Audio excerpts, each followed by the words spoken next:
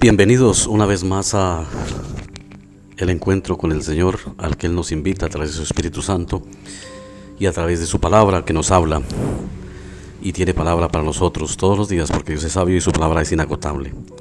En esta oportunidad vamos a reflexionar basados en el capítulo 4 de la primera carta del apóstol Pablo a Tesalónica, los versículos 1 al 12. Capítulo 4 de Tesalonicenses 1 al 12.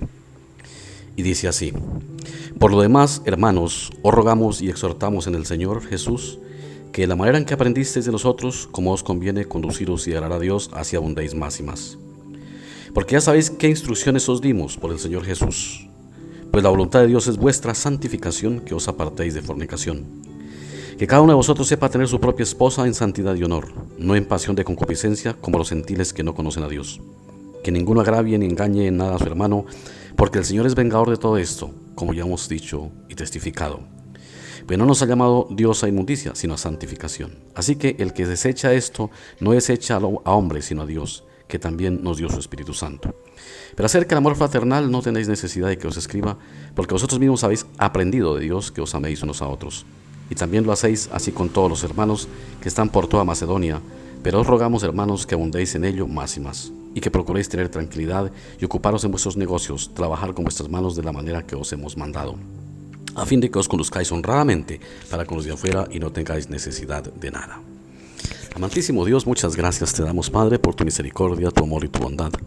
Gracias por enseñarnos sus palabras y por hablarla a nuestros corazones. En Cristo Jesús te lo agradecemos a ti, Padre. Amén. La carta, ya hemos leído el contexto, ya hemos leído 3 capítulos. Vemos cómo el apóstol Pablo exhorta, pero elogia también mucho a la iglesia de Tesalónica porque ha soportado el sufrimiento, porque ha sido una iglesia ejemplo que ha permanecido firme en la fe. Ahora, como es obvio, no hay iglesia perfecta y se presentaban cosas que no convienen en la vida cristiana. Entonces Pablo les dice: ahora ustedes están bien en la fe, firmes, pero hay cositas que tienen que observar. Dice: así como lo que aprendieron de nosotros, cómo nosotros nos conducimos para agradar a Dios, así abundéis más y más. Y lo que viene aquí es el propósito por el cual Pablo recomienda, exhorta, es para agradar a Dios.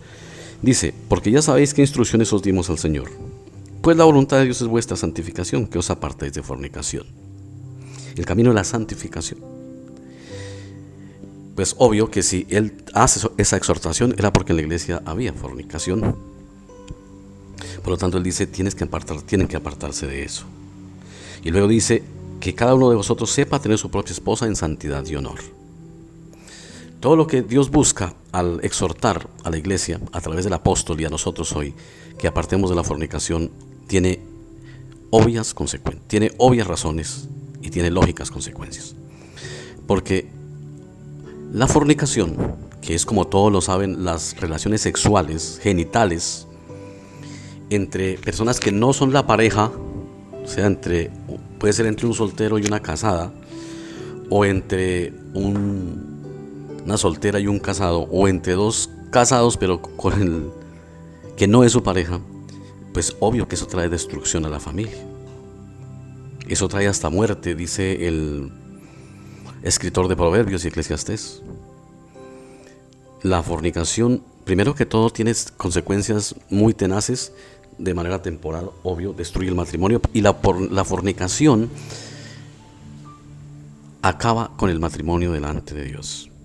Lo que muchos no saben a veces es que cuando hay fornicación, cuando hay relación sexual no admitida por Dios, cuando se pegan esas voladitas a los moteles o a los matorrales, que nadie los mira, y llegan a la casa como si nada, a dar el besito al esposo o a la esposa, a decirle cuánto te amo, cuando han estado con otro o con otra, ese matrimonio ya no existe delante de Dios. Porque al unirse sexualmente con la otra persona, hay una unión sexual. Por eso dice que los dos eran una sola carne, y Jesucristo decía: el que se une con una ramera, una sola carne es. Y aplica los dos eran una sola carne, porque escrito está, dice. Ahí delante de Dios se ha partido ya el matrimonio. Así le llegue con el ramito de flores y la otra o el otro no se dé cuenta y sigan durmiendo juntos, dándose besitos, delante de Dios ese matrimonio se rompió.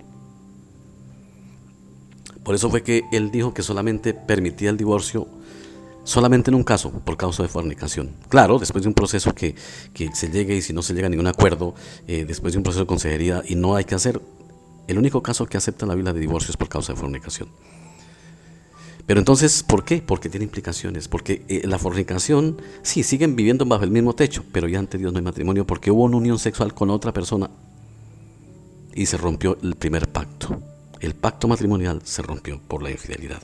Eso es lo que muchos no saben, y así sigan aparentando, llegando a la casa con cara de yo no fui, sea él o sea ella, ya matrimonio no hay.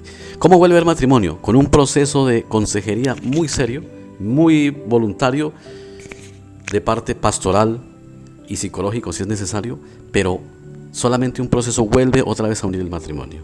Si eso no sucede, ese matrimonio se rompió.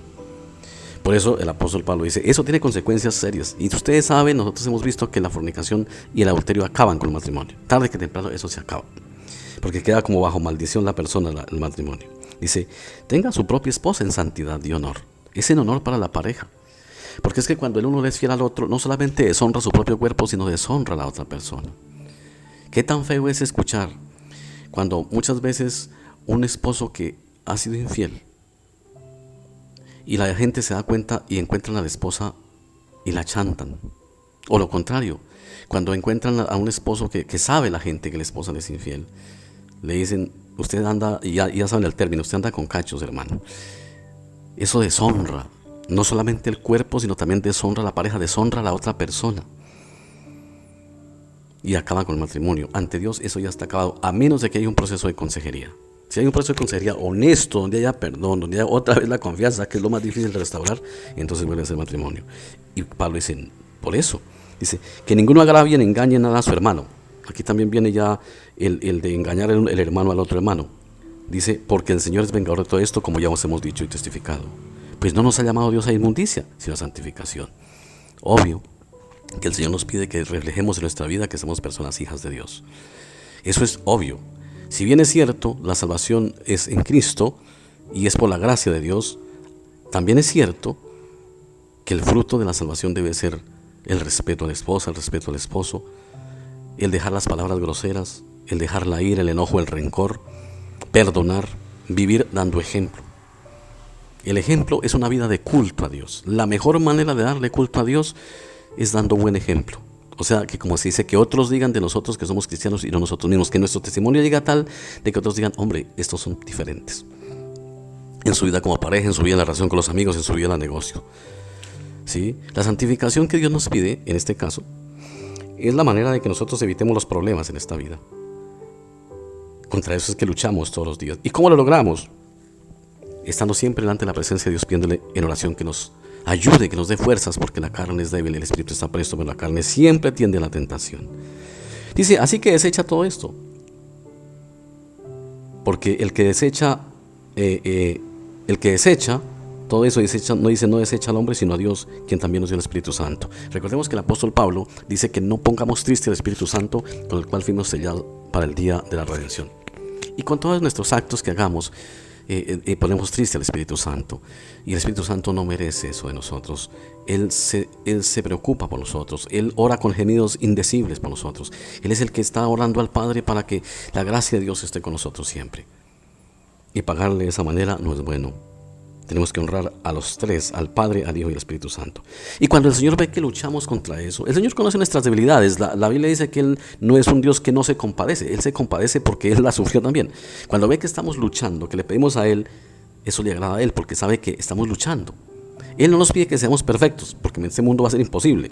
El día nos perfeccionará en el día de Jesucristo, dice el día de la resurrección. Pero mientras tanto, el hecho de que nosotros seamos conscientes y luchemos y pongamos en oración, eso agrada a Dios. Y Él nos va ayudando a corregir, no al mismo tiempo a todos. A veces el Señor permite unos tiempos, pero nosotros debemos orar siempre para dejar esto. Y luego dice, pero acerca del amor fraternal no tenéis necesidad de que os escriba, porque vosotros mismos habéis aprendido de Dios que os améis unos a otros. O sea, el amor lleva a evitar tantas de las otras cosas que nos ha aconsejado el apóstol Pablo, que no debe hacer un cristiano. Dice, ellos habían sido muy generosos, y también lo hacéis así con todos los hermanos que están por toda Macedonia, pero rogan, hermanos, que abundéis en ello más y más. O sea, San Pablo dice, ustedes han dado, sigan dando más y más. No se cansen de dar, no se cansen de ayudar. a las personas. Esto también es la obra social. El Evangelio implica no solamente la parte personal, sino la obra social. El Señor Jesucristo sentencia con el infierno, igual que el que no cree, al que no ayuda ni al preso ni al necesitado. Lean el Evangelio. Dice, los echaré fuera y los enviaré al infierno de fuego, por cuanto tuve hambre, no me diste de comer, tuve sed, no me diste de beber, fui forastero y me recogiste. Fui forastero y me recogiste. El fruto del Evangelio, de la salvación, es la caridad, es la bondad, es la piedad con el otro, es la compasión. Eso es el testimonio cristiano, junto con el ejemplo moral. Todo tiene que ver con el ejemplo moral. El ejemplo moral no es solamente de cuestiones sexuales, es la relación con el otro. Y Pablo alaba a la iglesia tesalónica, porque la iglesia tesalónica dio ofrenda para los de Jerusalén y para los de Macedonia que estaban pasando hambre.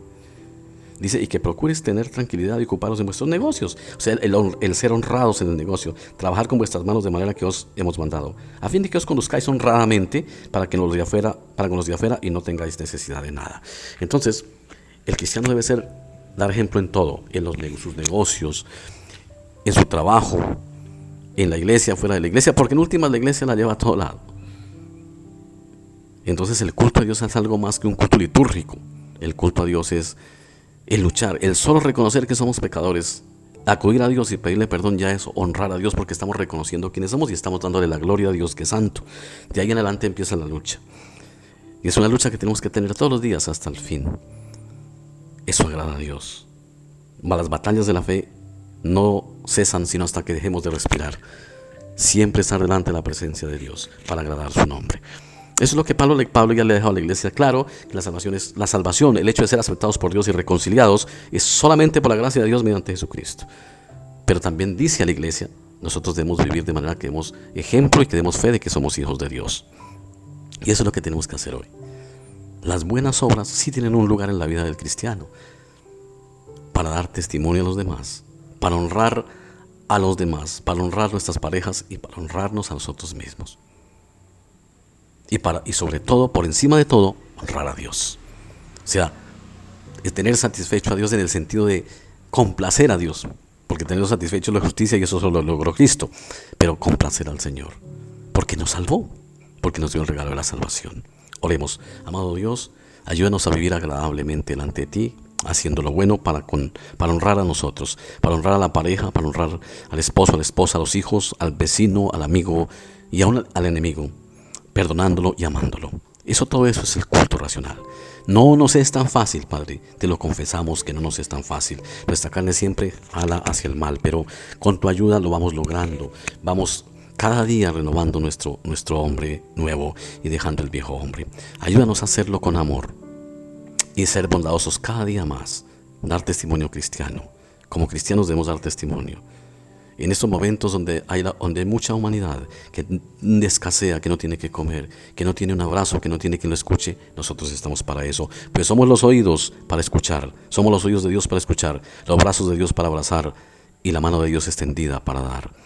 Gracias, Padre. Bendícenos, Señor, en tus manos nos encomendamos. Por Cristo Jesús. Amén.